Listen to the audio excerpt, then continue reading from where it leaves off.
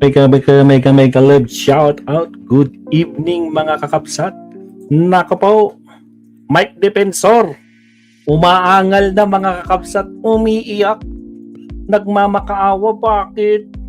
Bakit naman Boying? Nako po, mga kakapsat, Mike Defensor, kala ko ba haharapin nyo to? Ha? Bakit? Nagdadrama ka na naman. Ay, Diyos ko po, Rudy, mga kakabsat. Ibang klase. Mike Defensor na to, mga kakabsat, ha? Patawarin nyo na. Boying naman, ba't nyo kasi sinama si Juan? Nagbigay lang naman siya. Tinulungan na nga niya si Marcoleta, madadamay pa siya. Ay, Diyos ko, Lord. Diba? Kawawa naman. Ryan Conese, kawawa naman si Mike Defensor. Good evening sa'yo, kapsat. Watching from Sydney, Australia. Ernesto Rivera, shout out kapsat. Paano na yan, Mike Defensor? Kinasuhan ka eh. Kasama ka sa kakasuhan at baka sa Lunes o kaya sa Tuesday, arestado ka. Ganito nangyari kay Jinggoy, kinasuhan ng Friday. After a week, ayan na, mandyan na yung warrant of arrest, di ba? Ang sakit. Paano na yan, Defensor? O sige, tingnan natin yung balita mga kakapsat. Diyos ko po, Rudy. Walang iyakan ha. O mga garapata, again, huwag kalimutang mag-like and subscribe. Maraming salamat.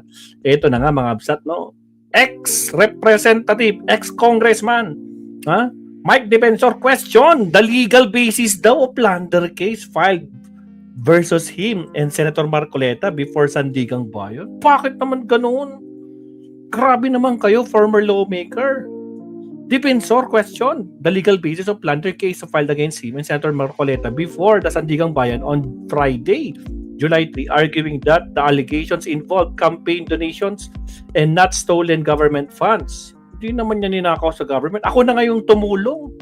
Ako na yung, kunwari, pag akyat bahay, ako na yung nagtulong sa'yo para makakyat sa bahay. Wala akong kinalaman dun. Diyos ko po. The law cannot have one standard for political opponent and another for political allies. Woohoo! Tell that to the Marines. Sabihin nyo yan sa mga Marines na pinagluloko nyo. Diyos ko po, that is the not equal justice. Hindi yun equal. Bakit yun? This is selective justice. Agoy! Rayo de Conese, umiiyak siya. Umiiyak sila. Hello, gandang gabi, Idol Maestro. Roberto Cabe, shout out, Kabsat. Paano yan? Selective justice daw. He vowed to face the charges in court and said the case will not silence him from exposing alleged corruption in flood control. Hindi pa rin ako mananahimik. Hindi ako mananahimik. Magsasalita pa rin ako.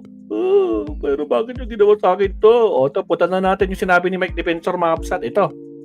1 hour ago, mapsat ha. Ito. Not unless may video siya. Not unless may video. Ay, wala siyang video. Ito na, ito. Mike Defensor ha. Ito. Nasa official page tayo ni Mike Defensor, mapsat. Ito sabi ni Mike Defensor, mga kakapsat.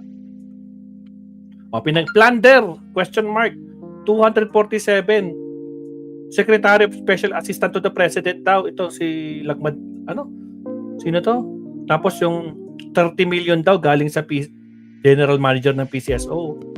Tapos 30 million sa Secretary of Department of Agriculture. Mga donation daw kay Pangulong Bongbong Marcos to. Tinutukoy niya dito. Bakit si Bongbong Marcos merong ganitong donasyon? Tapos kami, alam mong pinagkaiba, matagal na namin sinasabi pero nagtatanga-tangahan kayo. Alam niyo naman yung sagot, di ba? Ang pinagkaiba ng mga nag-donate, ng mga taong tong binabanggit mong nag-donate kay Pangulong Bongbong Marcos, lahat to declared. Totoo, dineclare. Sa inyo, ikaw, nag-declare ka ba ng donasyon mo? Meron ka bang donor's tax? May donor's tax ba yung binigay mong, magkano? Magkano binigay mo ulit? May donor's tax ba? Yun ang pinagkaiba. Deklarado, hindi tulad sa inyo. Sekreto, ikaw pa ka nagsabi. Di ba? Sabi mo kay Marcoleta. Na binunyag ni Marcoleta. Diyos ko po, Rudy. Ito, the filing of plunder case against me and Senator Dante from Marcoleta before the Sandigang Bayan was one fundamental question. Ano talaga ang pamantayan ng batas ngayon? Ano nga ba? The accusation is anchored on campaign donations, yet there was no government fund involved. Oh, pinag-ulit-ulit nila. Ang tatanga talaga nila. Wala namang ginamit na gobyerno. Nasa sariling pera ko yan. Involved, nothing was stolen from the public treasury. No favor was requested, promised, or given in exchange for any donations. Ha? Sabihin nyo yan kay ERAP, ha? Na kumuha ng mga, ano yun, ng mga, ang tawag nun, na nakatanggap na mga kwan sa wedding. Di ba? O, di naman government fund yun, ha? Private funds pa nga yung mga yun, Diyos ko Lord. Anak nagkamote, pero na-plunder, di ba? Eh, Diyos ko po, Rudy. No favor was requested, promised, or given in exchange for any donation. Wala naman ako. Pero, sabi ni Marcoleta, gawin mo lang utang na loob. Wala daw exchange mo, tragis. Nako po. Hindi indirect bribery at tanga. Paano naging plunder yun? If this is now the legal theory being advanced, then it was being applied equally to everyone. Ang problema nga, ang kukulit nyo, hindi nyo dineclare. Ang tatangan nyo. May dineclare pa kayo? Ah? Yun ang pinagkaiba nyo. Kayo lang ang hindi nag-declare. Kasi sabi mo, i-disclose mo na. Huwag nyo na akong isama dyan. Basta, ikaw mo na lang yan. Utang na loob na lang yan. Diba? Public record show that Antonio Lagdameo donated 274. Mel Robles donated 30 million. And Chu Laurel Jr. donated 30 million to the campaign of President Bongbong Marcos. All three were subsequently appointed to gusto nga ni Pangulo, ano magkagawa nyo? Ha? Ay, naku. Ibang klase. Senior government positions and I am saying it's illegal. Hindi ikaw na mag-presidente. Ikaw na mag-appoint. Illegal pala eh. I am just stating a fact. Anong fact? Ang fact doon, hindi kayo nag-declare. That's the fact. Anong fact pinagsasabi mo? Anong pinagdadrama mo dito? If campaign donations are being used as a basis for plunder case, then these circumstances deserve at least the same level of scrutiny and investigation, and the law cannot have one standard for political opponent and another for political allies. This is not equal justice. This is selective. Tanga. Kung hindi man lang kayo, kung hindi ka sana nilaglag ni Marcoleta, nilaglag ka eh. Nilaglag ka eh. I will face these charges before the proper court because I know the truth. It's on our side. Yun naman pala eh. Dito nyo na ipaglaban. Huwag ka na mag-ngaw-ngaw. I have nothing to hide. No. Nothing to hide. Talagang nothing to hide kasi nga bistado na. Nabisto na kayo. And nothing to fear. If they think these cases will silence me from exposing from flood control corruptions, they are mistaken. Bakit? May napatunayan ka na ba sa flood control? May napatunayan ka na ba kahit isa? Ay, tanga. Wala ka pa napapatunayan. Puro kayo akusasyon. Ha? I will not be silenced. Tragis bobo talaga mga kakabsat. Diyos ko Lord Rudy. Ito. Pakita nga natin tong kabobohan ng mga to. Hindi, nasa page pala tayo ni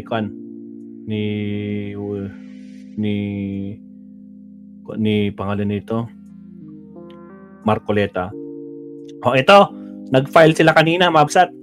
Ito yung nangyari mo na. Ay, huwag po dyan lagay kuya.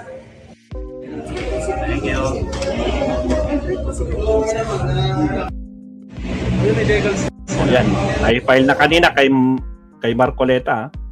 Ito kasing problema diyan. Sabi ni Mike Defensor. Si Senator Marcoleta may plunder. Nagkataon nadamay ako. Naku, nadamay ka nga. Paano ikaw yung nag-donate? Alam niyo, yun yung campaign donation na dinismiss na ng COMELEC. Dinismiss ng COMELEC. Donation! Dinismiss ng COMELEC, tatlo kami na nagkaroon ng campaign donation kay Senator Marcoleta. Dinikit nila yun. Ginawang plunder. Agoy. Hindi, sabi niya, binigay ko nga sa'yo, Oh. contribution, pero utang na loob mo sa akin. Yun! Utang na loob. Mike Defensor. Diyos ko po. Utang na loob. Ha? Bistado ka to. Nilaglag ka ni Marcoleta. Tragis, Diyos ko po, Rudy. Paldo. Oh, ito mas Isa lang. detalyado. Mga kaibigan ko, nagbigay sa akin talaga. Alam mo, pakiusap lang nila. Isa lang. Oh, Tanggapin mo ang oh, tulong namin sa'yo. Okay. oh. Congressman ako noon eh. Kami po ay naniniwala na dapat kang makarating sa Senado. Yun. Tanggapin mo ang lagang to. Marami sila. Bobo talaga. Isa lang Bobo ang talaga kanilang yan. pakiusap sa Ano akin. po yun? Eh, sana Leonida, huwag mo shoutout, kaming i-disclose ang identity. Kaya Suzuki. kapag ka naglagay Shoutout. ako ng figure sa contribution, Mark Bon Jovi, shoutout. mapipilitan akong mag-disclose ng pangalan nila. Alam mo kung bakit? Mhm. Merong kaakibat na kung tawagin ay deed of acceptance of donation. Oh, yun. May deed of acceptance of donation. Pero wala, itinago nyo. Kaso nilaglag ka. Ito na, nilalaglag ka na. Paano yun kako? Mhm. Contribution to eh. Aha. Hindi, sabi niya, binigay ko nga sa'yo, contribution, pero utang na loob mo sa akin yan. Aray ko po. Lintik na utang na loob yan po, Tragis. Rudy. Ay, grabe to. My goodness. Magkakasakit tayo nito. Diyos ko po, Lord Rudy. Mike Defensor, ano na? Diyos ko po. Ituring mo na lang na utang, sabi niya, di ba? Loan. Hindi, utang lang. Basta utang na hindi babaya. Utang na loob eh. Ngayon, dahil sa hindi ko pwedeng isiwalat ang kanilang identity, Oh. kaya sinabi ko zero in contribution. Mhm. Na mapipilitan ako ngayon na gawing zero yun. Mhm. Napilitan tuloy si Marcoleta na gawing zero ang kanyang campaign donation. Siya mismo ang gumastos, kaso gumastos siya ng ganong kalaki, no? 100 plus. Pero yung kanyang sosyo, magkano lang? Ay, ang kanyang salin, ilan lang? Po talaga si Dinagtugma. Diyos ko po, Rudy. Dahil kapag hindi ko nilagay, kapag nilagyan ko ng amount yun, Oh. mapipilitan ko isa-isa kayong i-disclose ko ang inyong identity. Aha. Ngayon, Enumerate. hindi naman po pwedeng hindi ko gastahin yung binigay nyo sa akin. Hmm. Kasi yung iba na, Siyempre, pag hindi mo ginasta, puro tulad yung isang kakilala natin na tumakbong presidential ba yun? Na basta yun, wag na. Basta yun na. Diyos ko po, Rudy. magkakakilala kayo eh. Oh. Halimbawa, ang nilagay kong gastos ko ron, Oh. 5 million, sabi ko. 5 million. Nakukwenta nila eh.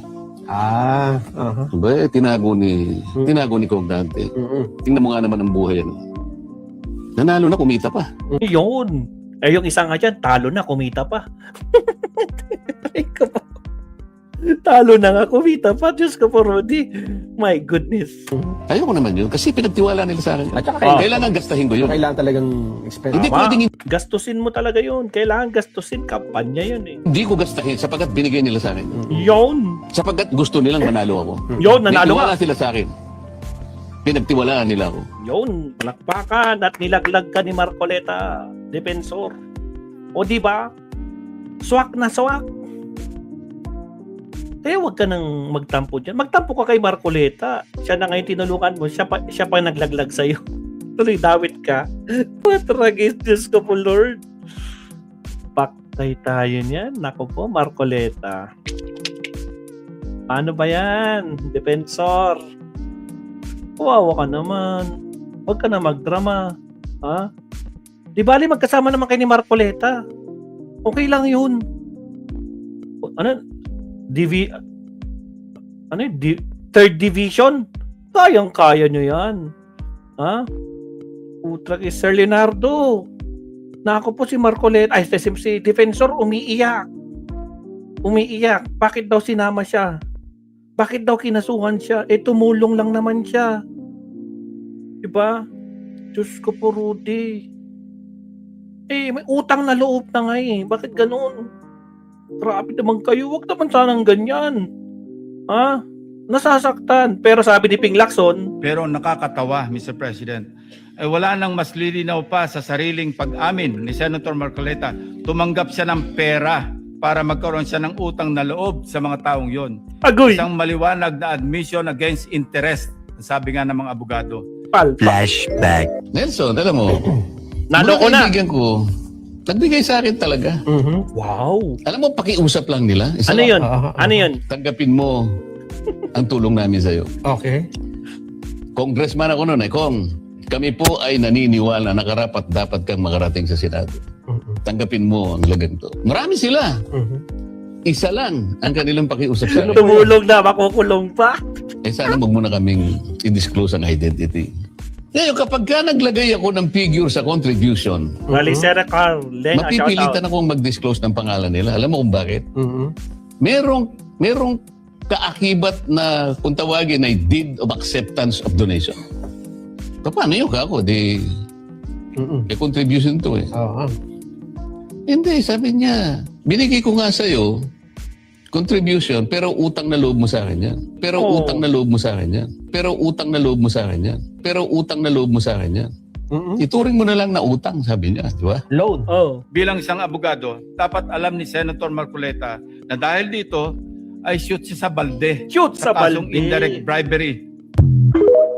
Oh, naniniwala ba kayo kay Ping Lacson? Shoot sa balde. Shoot sakto. Ngayon, sa tingin nyo, hindi maglalabas ng probable cause ang Sandigang Bayan dahil shoot sa balde. Kasi nga, inamin mismo ni Marcoleta. Iba yung umamin.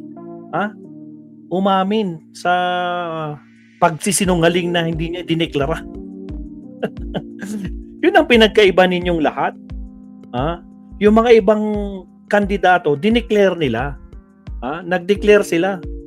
Dineclare nila yung mga sose nila na may mga donasyon. Kayo, zero donation. 100 million plus, zero donation. Di wow, paldo. Saan mo kinuha yung sa salin mo? Ilan lang yung salin mo? Diyos ko po, Rudy. Ngayon, magrereklamo kayo. Hindi nyo pa rin naiintindihan, no? Hindi nyo pa rin naiintindihan ang pinagkaiba, no? Na mga nag-donate na kinukumpara, pati si Pangulong Bongbong Marcos, kinukumpara nyo. Ay, Diyos ko po, Rudy. Gising, mga kumag. Anak kayo ng kamote. Mintik, shout out. Diba? Agoy, shoot sa baldi talaga. Ay, nako, shoot sa baldi talaga yan. Ryan Conese. Diba? Aloni TV, shout out. Good evening. Nag-iiyakan yung mga garapata, lalo na si Mike Defensor. Nagmamakawa, bakit yun naman sinama? Bakit naman? Grabe naman kayo. Nag-donate na nga ako. Diyos ko po, Rudy. Ako na ngayon nag-donate. Sasama nyo pa ako. Diyos ko po, Lord. Ito, si Defensor, umiiyak ko. Samantalang si Lagdameo nag-donate ng 247. Si Robles nag-donate ng 30 million kay BBBM. Bakit? Selective kayo masyado.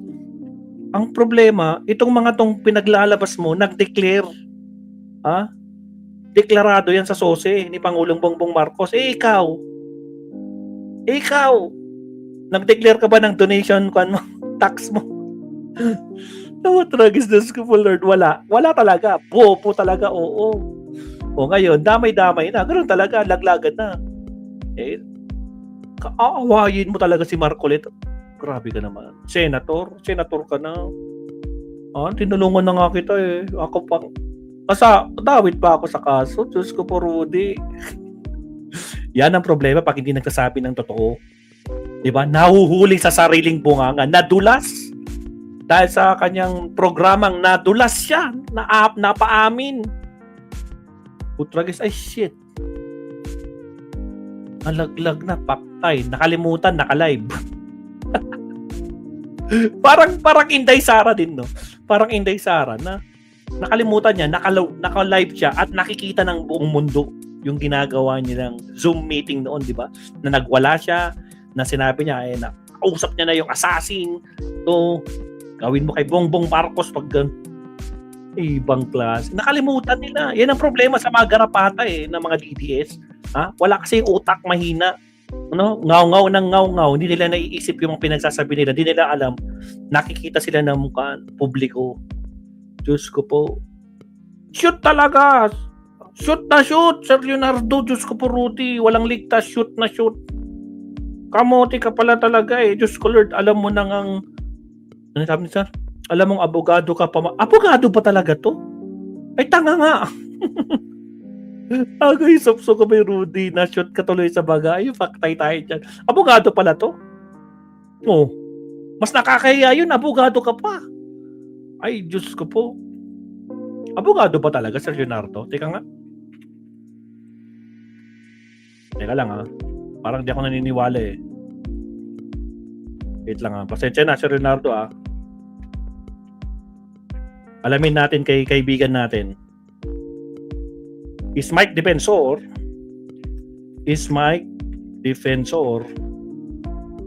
a lawyer?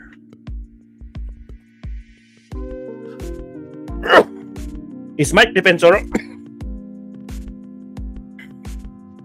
No, Mike Defensor is not a lawyer. While he comes from a prominent political and legal family, his father's Matias Defensor Jr. is lawyer and his late aunt, the famous senator and legal expert Miriam Defensor Santiago, putrag his own background. Sir Leonardo, hindi siya lawyer. Sir Leonardo, hindi siya lawyer. Di ba? Hindi naman siya abogado. Yan, oh. AI na yan. Is Mike Defensor a lawyer? No. While he comes from a prominent political and legal family, his father, Matias Defensor Jr., is a lawyer, yung tatay. And his late aunt, Miriam Santiago, is a lawyer. Alam natin yan. He earned his Bachelor of Arts in History and Masters of Public Administration from University of the Philippines, Diliman. He's carried a primary focus on politics and business rather than law. So, hindi siya lawyer.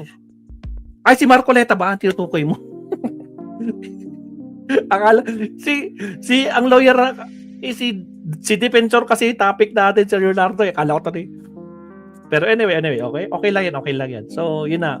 So, putragis, mabsat, nag-iiyakan ang mga garapata, lalo na tong si Mike Defensor, Diyos ko Lord. Ang tatanga lang talaga, no? Kinukumpara niya yung sose yung mga nag-donate kay Pangulong Bongbong Marcos. Nakalimutan natin niya. Lahat yung mga binanggit niya, declared sa kasose. Ha? Hindi tulad ng ginawa ni Marcoleta, walang declared, 0 donations. Yun ang pinagkaiba. Ha? Ang problema, nilaglag ka kasi. Sa susunod kasi piliin mo yung tinutulungan mo. Sa bagay, kaya mo. Yung mga Marines ka, di ba? Di umano, sabi nila, alam mo na, yung mga bali-balita tungkol sa ginawa mo sa mga 18 Marites na yan, nako po. Diyos ko po, Rudy. Alright, mag-subtopic na ka tayo, nag-iiyakan yung mga garapata. Again, huwag kalimutan mag-like and subscribe. Maraming salamat po sa mga bagong pasok. Alright, countdown tayo in 30 seconds. Here we go.